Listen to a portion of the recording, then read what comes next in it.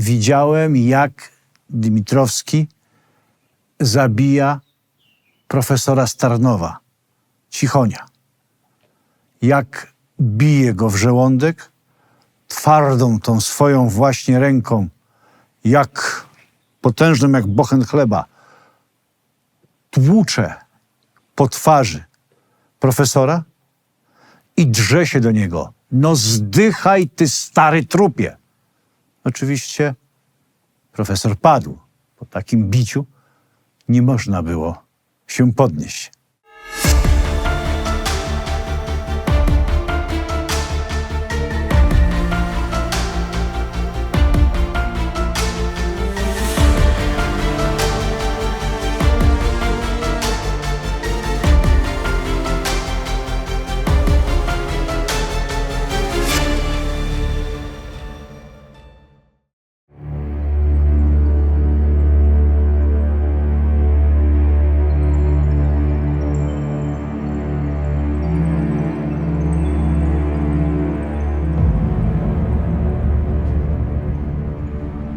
Witam Was serdecznie w kolejnej opowieści z przeszłości.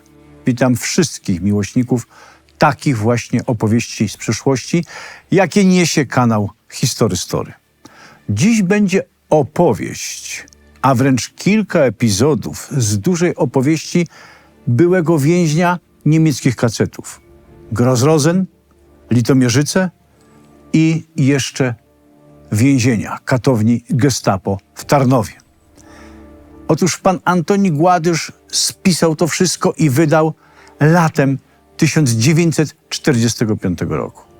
To niesamowite świadectwo tego, co działo się właśnie w tych kacetach.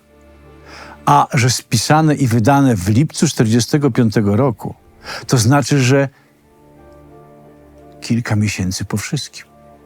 Rok po wszystkim, 2-3 lata po wszystkim. A więc bardzo świeżo. Na gorąco, rzekłbym nawet. I dziś opowieść o niemieckim sadyzmie, jaki doświadczył właśnie pan Antoni Gładysz na własnej skórze. O głodzie, terrorze, mordowaniu, a także i kanibalizmie. Bo głód prowadzi do najgorszych instynktów w człowieku, wyzwala najgorsze instynkty. To właśnie dziś świadectwo takiego zwyrodniałego sadyzmu, jaki miał miejsce w niemieckich obozach koncentracyjnych.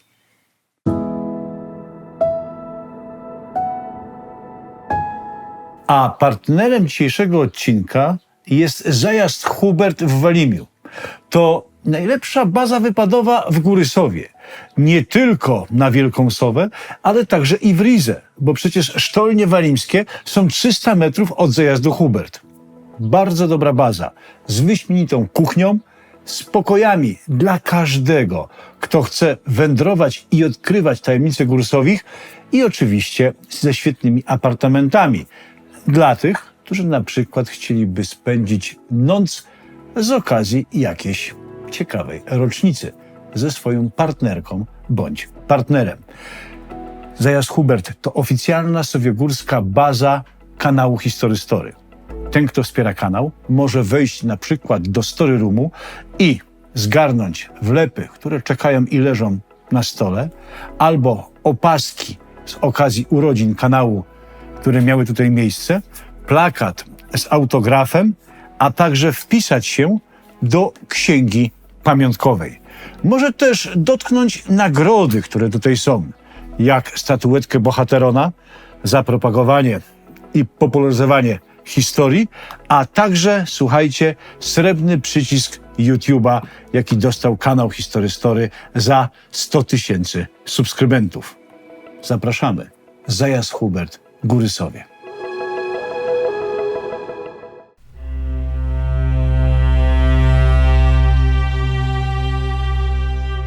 Śmierć groziła na każdym kroku. W Gross-Rosen i w jego filiach. A dokładnie jestem na podziemnym kompleksie Osówka, gdzie była filia obozu niemieckiego koncentracyjnego Zollverewassen. Więc śmierć groziła na każdym kroku.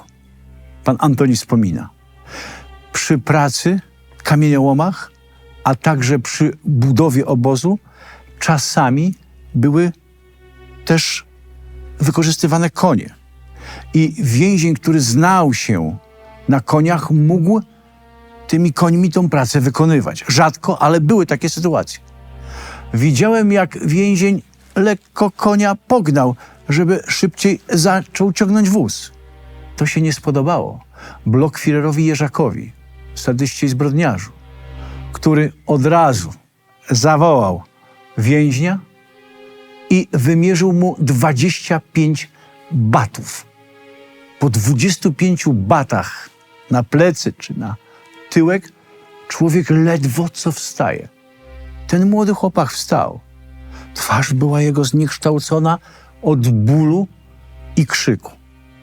Ale Jerzakowi było mało. Zapisał go w raporcie do karnej kompanii, do mordercy Vogla. Tam człowiek żył jak tydzień, to było super. I Vogel go wykończył. Widziałem, jak młody Francuz, wybiegając z baraku, bo tam wszystko odbywało się na wrzasku, na krzyku, na biciu, na popędzaniu. Więc człowiek chodził taki jak opętany. Wybiegając z baraku, wpadł niechcąco na kurczęta. Skąd kurczęta w obozie? No stąd, że SS-mani hodowali drób. Zabierali więźniom jedzenie, zabierali im to, co dostawali w paczkach i dawali kaczkom, gęsiom, kurom. Tak, hodowali. Potem sobie zabijali, smażyli, gotowali rosoły i dalej zabijali. Więc wpadł na małe kurcze. No i zadeptał drewniakiem. Od razu SS-mani wymierzyli mu karę śmierci. Do krematorium, klank, koniec. Tak. Najgorszą śmiercią była śmierć kolegi z transportu. W ogóle z naszego transportu wspomina Ładysz, na 100, którzy przyjechało, w ciągu 3 tygodni zostało 12. Taka była śmiertelność. Za nami szły tylko trupy. Ale wracając do Halickiego. Halicki został złapany przez SS-mana, że ukrył pod pasiakiem sweter. No i to wystarczyło, aby zacząć ceremonię katowania. Ceremonia trwała bardzo długo, bo Halicki był silny. Najpierw trzymał go około 2,5 godziny pod prysznicem. Zimnym prysznicem, to była zima. Halicki był hardy, trwał. Wiedział, że w ten sposób go nie wykończy, więc zawołał pomocnika sztubowego i zaczęli go oprawiać i bić. Halicki nie miał już na tyle siły. Przecież był więźniem, był już prawie 2 miesiące w obozie. Siły opadły. Bronił się jak mógł, zasłaniał, perswadował, mówił. Potem już zaczął prosić. Nie pomogło nic. Tak zaczęli go oprawiać, iż w pewnym momencie jakimś tępym narzędziem łupnął mu w głowę, która otworzyła się na pół, rozłupała się na pół. Zadrgały tylko nogi i ręce i koniec, po Halickim. Przed łupnięciem Halicki jeszcze powiedział przez zaciśnięte zęby do nas, którzy stali. A my wszyscy staliśmy i nic nie mogliśmy zrobić. Nikt z nas, ponad 200 mężczyzn, którzy stali i widzieli, jak mordują naszego kumpla, nie mógł nic zrobić. Każdy z nas wiedział, że jeżeli rzucilibyśmy się na nich, to w ciągu kilkunastu minut wytną nas do stanu nawet 10%. Albo w ogóle nawet do zera. Każdy chciał żyć. Strach przed śmiercią był okrutny. Więc Halicki jeszcze przez zęby wysyczał: zaopiekujcie się moim dzieckiem, aby nie umarło z głodu, bo moja żona też jest w obozie, w Ravensbrück. Wtedy nawet najtwardszym więźniom, kiedy już głowa była go rozłupana i nieśli ciało trupa do krematorium na spalenie Halickiego, wtedy nawet najtwardszym więźniom, którzy byli w obozie przed nami jeszcze długo i widzieli już straszne rzeczy, zaczęły ciec łzy. Pomyśleliśmy sobie w duchu, że jeżeli dorwiemy jakiegokolwiek z nich po wojnie, to rozszarpiemy ich na śmierć, rozłupiemy im głowy, wydłubiemy oczy, obetniemy uszy, rozprujemy flaki. Każdego Niemca, którego dopadniemy, tak zrobimy. Tak wtedy w nas pulsowała złość.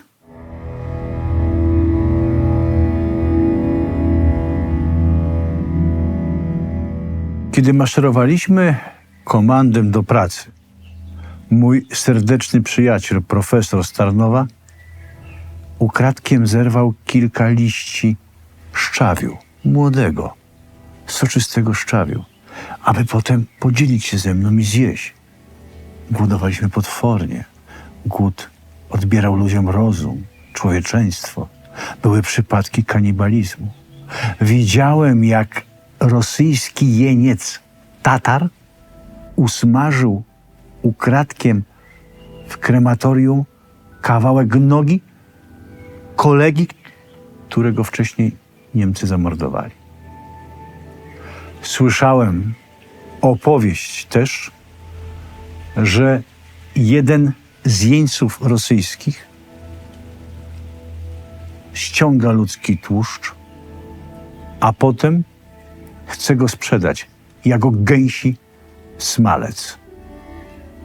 Nigdy na czarnym rynku w obozie nie kupowałem i nie wymieniałem nic, co nazywało się gęsim smalcem. Ta wiadomość była od kolegi, który pracował w krematorium. Na tym gęsim smalcu również pieczono ziemniaki. To było piekło na ziemi. Ale mój kolega, przyjaciel, urwał kilka listków tego właśnie szczawiu. Zauważył to. Zauważył to Vorarbeiter. Gruß Hans. Bydle parszywe, gnida, wsza niemiecka zbutwiała. Zameldował Blochführerowi. Blochführer kazał walić mu 25 batów. To była standardowa kara. Profesor nie był tęgim, mocnym człowiekiem. To intelektualista. Po 25 batach nie był w stanie chodzić. Wszystko ciekło z niego razem z krwią. Puściły zwieracze. Zaprowadziliśmy go do rewiru, bo tam mieliśmy kontakt, że sanitariusz będzie w stanie go trochę opatrzyć. Pocieszałem go, że wojna się skończy, że wróci na swoją uczelnię, że będziemy się odwiedzać, przyjaźnić i że będziemy wybijać Niemców. Tej samej nocy profesor odszedł, a ciało powędrowało do krematorium. Wtedy drugi raz na mojej twarzy, toczonej gorączką, pojawiły się łzy. To były dwa momenty, kiedy podczas całej tej gehenny pobytu w niemieckich kacetach zapłakałem. Raz za Halickim, kiedy go katowano, a drugi raz za profesorem. Tak, to było drugi raz. Niemcy wykorzystywali animozję. Niemcy doskonale wiedzieli, jaki charakter można urobić, z kogo można zrobić bydlaka i świnię i sadystę. Jak potem zaczęli przegrywać wojnę, to zaczęto robić z tych naszych. Tak. Polacy też dawali się wrobić całą tą machinę. Z głodu, z chęci przeżycia, a także też z instynktów, które były ugaszone. Ale w obozie wszystko wychodziło na powierzchnię. Marian Soja ze skrzynki. Jaka to była podła świnia. Ja przez niego dostałem 20 batów. Dlaczego? Dlatego, że zadenuncjował mnie do kapo, że położyłem ręcznik, że schowałem ręcznik w sienniku. Musiałem go schować, bo przecież gdybym go nie schował, to by mi ukradli. Ja miałem swój ręcznik, którym się sam wycierałem. Bałem się wrąć innych ręczników. Nie mogłem mieć z kim innym. Były choroby, szczególnie jaglica. Więc trzymałem go jak skarb. Zadenuncjował. Potem został sztubowym. A na końcu za to, że tak szykanował i pastwił się nad własnymi rodakami, został kapo w przędzalni, gdzie były przędzone sznurki na potrzeby wojenne i przemysłu niemieckiego. I tam również znęcał się. Kiedyś jeden z Polaków, który zdobył cudem 5 ziemniaków i chciał je usmażyć w piecu, trafił na Mariana. Marian uderzył go tępym narzędziem, potem kopnął podkutym butem, a na końcu wrzucił do zimnej beczki i jeszcze połamał mu 2 żebra. Chłop nie przeżył. Taki był Marian. Ale widziałem też drugą bestię, Jana Dymitrowskiego z Kolbuszowej, który na moich oczach zakatował Łądkę z naszego transportu tarnowskiego. Łądka się wił, ale był za słaby. Widziałem, jak Dymitrowski podkutymi, ciężkimi dziuciorami miażdży Łądce grdykę. To widziałem. Powód jaki był?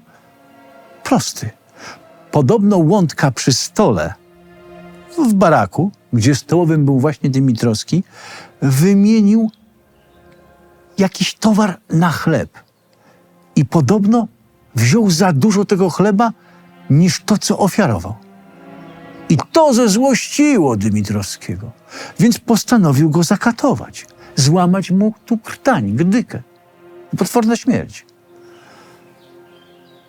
Gładysz wspomina, ja nie wiem, za co Dymitrowski trafił do obozu, ale wiem, za co trafił Łądka. Otóż był pracownikiem magistratu w Tarnowie i śpiewał hymn polski w 1941 roku. Ktoś usłyszał, doniósł i za to trafił. To był bardzo uczciwy i szlachetny człowiek. Oddany polski patriota. A Dymitrowski? Szkoda gadać.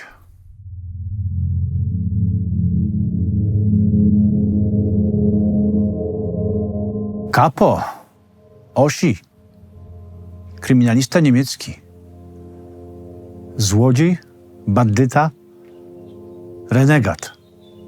Chwali Jana Dymitrowskiego. Mówi, to jest człowiek na właściwym miejscu. Wiedziałem, na jakiego konia stawiam. Dymitrowski to człowiek silnej ręki i skamieniałego serca, bo taki musi do was mieć. Gładysz wspomina, widziałem, jak Dymitrowski zabija profesora z Tarnowa, Cichonia. Jak bije go w żołądek, twardą tą swoją właśnie ręką, jak potężną jak bochen chleba, tłucze po twarzy profesora i drze się do niego. No zdychaj, ty stary trupie. Oczywiście profesor padł. Po takim biciu nie można było się podnieść. Widziałem też, jak ten sam wychowanek niemieckiego sadyzmu i obozu hitlerowskiego niemieckiego zaczaił się na Lewandowskiego, więźnia, też z naszego transportu. Otóż można było od czasu do czasu dostawać paczki. I Lewandowski dostał paczkę, w której oprócz cebuli, słoniny, sucharów było coś niesamowitego.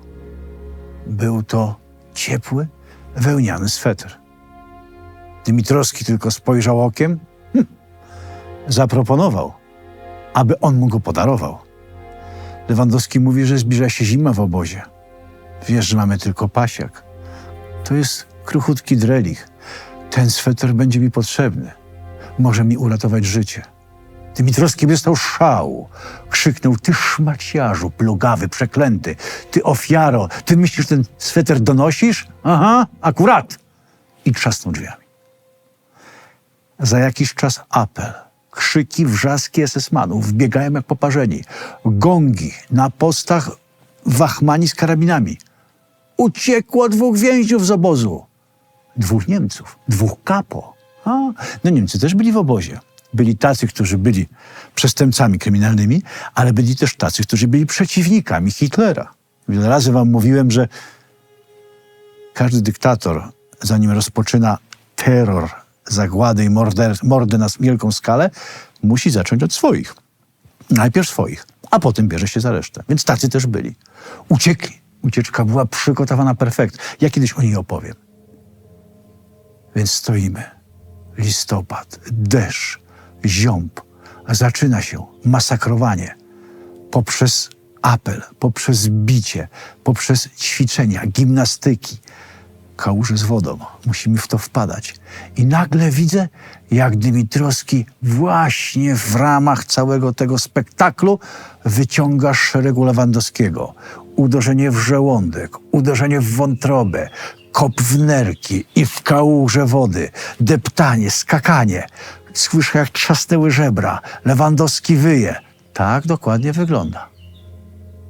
Kiedy to wszystko się skończyło, a trwało to kilkanaście godzin, zanim esesmani odwołali apel, a więźniów wciąż nie znaleziono z biegów. Weszliśmy do baraku. Przypomniałem sobie o Lewandowskim. Zaczynam biegać i go szukać. Nie ma. Znalazłem go w umywalni. Roztrzaskana buzia, wyłamane żebra przez skórę i bez swetra. Na drugi dzień Dymitrowski paradował w obozie w pięknym, wełnianym i ciepłym swetrze. Kapo kompanii karnej, ale także innych komand musieli dostarczać pewną ilość trupów dziennie do krematorium. Nie tak, aby się piętrzyły ciała, ale też nie tak, aby tych ciał nie było. SS-man mówił przy liczeniu 40, 60. Jawohl, zrobi się, mówił kapo. Mówił ten, który był nadzorcą. Oni też, zabijając tych ludzi, czyli nas więźniów, pobierali nasze racje żywnościowe. Więc jak wykończył 20 czy 30, to miał dodatkowych 30 porcji margaryny, tego chleba obozowego czy zupy. Więc był na żarty i mógł wymieniać na papierosy, a nawet i na wódkę. Na czarnym rynku w obozie można było dostać wódkę. Im nie brakowało nic. I ich piplom służącym też. Wielu z nich było zboczyńcami, pederastami. Przybierali sobie młodych chłopców. A ci w zamian, że będą mieli czysty pasiak, spokój, niekatowanie i pełny żołądek, szli z nimi do ich sztuby na nocne ekscesy. Tak to ładnie wyglądało. Nasz kolega Zygmunt Kwieciński nie mógł już wytrzymać tego maltretowania. Uwziął się na niego w ogóle z kompanii karnej. Codziennie bił kołkiem. Chciał go wykończyć. Kwieciński stwierdził, że pójdzie na posta. Prosiliśmy, mówiliśmy, błagaliśmy, aby przetrwał, aby wytrzymał. To się musi skończyć. Musimy być silni, musimy opowiedzieć, co się tu działo. Kwieciński szedł jak na paradę, z dłońmi zaciśniętymi w pięści. Uśmiechnął się tylko do nas i skinieniem głowy pożegnał. Najpierw padł krzyk ostrzegawczy, a potem 2 kule przyszyły Kwiecińskiego.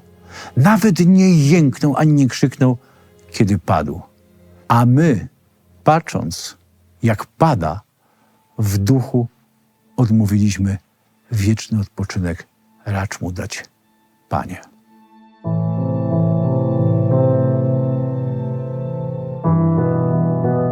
Trafiłem na obozowy rewir. Z szumnej nazwy rewir. To był szpital obozowy, ale nie miał nic wspólnego ze szpitalem. To była wielka umieralnia, z tą tylko różnicą, że nikt nie gnał do pracy i nie zabijał trzonkiem od kilofa. Leżało się i zdychało, jak mówili SS-mani czy więźniowie funkcyjni. Miałem biegunkę, nie mogłem wstawać, byłem wykończony. Pomagali przyjaciele, po cichu. Obok mnie na pryczy leżał Holender, który również cierpiał na biegunkę. W nocy umarł. Rano się obudziłem, koło mnie trup, zimny. Nie miałem siły go zepchnąć, więc zawołałem sanitariusza, aby zabrał trupa. Ten wrzasnął na mnie i strzelił mi w twarz i powiedział, że mam tu z nim leżeć. Kiedy on zdecyduje, to zabierze. A dlaczego? A dlatego, że pobrał za niego porcję dodatkową jedzenia. I już miał więcej. Dopiero po 2 dniach zabrał tego trupa. 2 dni spałem z tym człowiekiem, który już był po prostu martwy. Powiedział do mnie pielęgniarz, że jak będę darł mordę, to weźmie mnie na oko, co oznaczało, że może mi władować szprycę z benzyną albo z jakimś lizolem. Bałem się go potwornie, więc więcej uwagi mu nie zwracałem. Chciałem żyć, chciałem przetrwać. Inni też chcieli przetrwać i żyć. I robili podłe rzeczy.